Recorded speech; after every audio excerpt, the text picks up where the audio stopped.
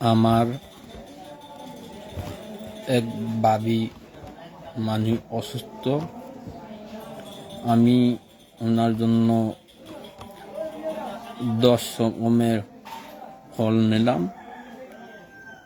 নেওয়ানোর পরে ভাবি বললাম, ভাবি আমি 10 রকমের ফল নিলাম, এটা আপনার বাপের বাড়ি অথবা মার বাড়িতে আপনার খাওয়ার জন্য আমি এটা আনছি, বাইশ হিসাবে দর হিসাবে। তার বললে ওরে ভাবি বললো, আমার কলজা দেওয়ার মানে বুকটা বাচ্চা দেওয়ার, তারপর তো আমার লক্ষ্মীর দেওয়ার, তারপরে আমার কথা মনে পড় দেওয়ার, তারপরে আমার মনের দেওয়ার, মানে আমার ভালোবাসার দেওয়ার, এটার গায়ে বলতে আছে। তারপরে বলল, ভাবি এখন বলল, তুমি এখন বসো, আমি তোমার জন্য 10 রকমের ফল আমি একটা করে কাটে আমি আনলাম, তুমি টেবিলে যাই বসো, আমি কাটে আনলাম, তো তুমি এটা খাইও। তারপরে আমি খাইলাম, তারপরে ভাবি খাইলো, ভাবি ঘর অথবা মা অথবা বাপ ভাই বোন। তারপরে এটা আমি গেছি, জানার পরে ভাবির আমি শাসে গেলাম, ভাবি অসুস্থ। যাই হোক, তারপরে ভাবির বললাম আমি আর থাকবো না। তারপরে ভাবি বলল, এখন গভীর রাত হয়ে গেছে, বড় রাত হয়ে গেছে, অনেক রাত হয়ে গেছে, এখন আমার বাপের বাড়িতে মার বাড়িতে তুমি এখন থাকো, এখন যাওয়ার সময় কোনো গাড়ি পাওয়া যাবে না।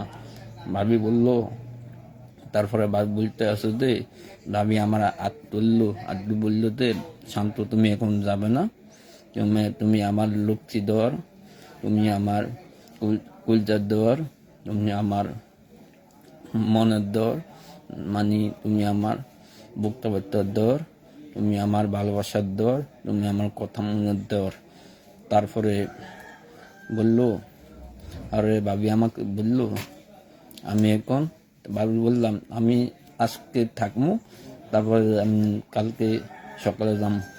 তারপরে ভাবি সকালে নাস্তা করলো, ওই মানে আমি মুরগি গরু গোস্ত, তারপরে আমি 10 রকমের ফল খাইলাম।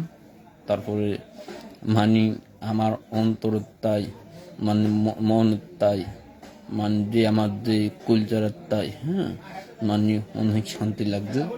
তারপরে যাই হোক,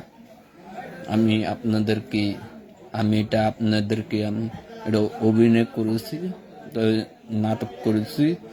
এটা আমার গল্প, আমার কবিতা, এটা আমার স্বপ্ন, এটা আমার একটা কথাগুলো। তো যদি আপনার যদি ভালো লাগে, লাইক শেয়ার কমেন্ট করে দিবেন। আপনাদের ভাষায় আমি আসছি আজকের।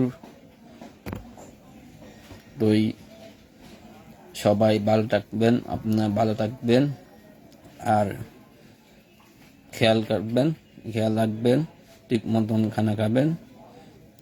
ভালো, আল্লাহ হাফেজ, আসসালামু আলাইকুম।